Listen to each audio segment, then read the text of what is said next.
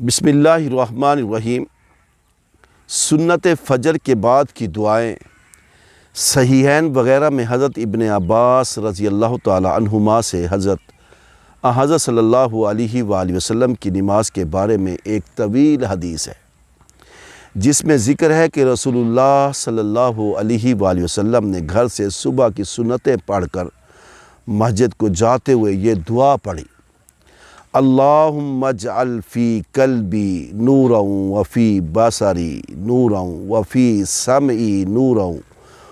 وعن یمینی نورا وعن یساری نورا وفوقی نورا وتحتی نورا وامامی نورا وخلفی نورا واجعل لی نورا وفی لسانی نورا وعصبی نورا ولحمی نورا ودمی نورا وشعری نورا وبشری نورا واجعل فی نفسی نورا واعظم لی نورا اللہم آتنی نورا، جس کا ترجمہ یہ ہے: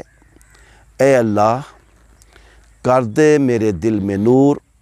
اور میری آنکھوں میں نور اور میرے کانوں میں نور اور میری دائیں طرف نور اور میرے بائیں نور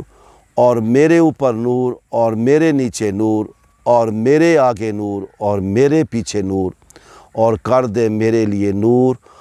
اور میری زبان میں نور، اور کر دے میرے پٹھے نورانی اور میرا گوشت نورانی اور میرا خون نورانی اور میرے بال نورانی اور میرا بدن نورانی اور میرے نفس میں نور اور بہت ہی نور بخش۔ الہی مجھے نور عطا فرما۔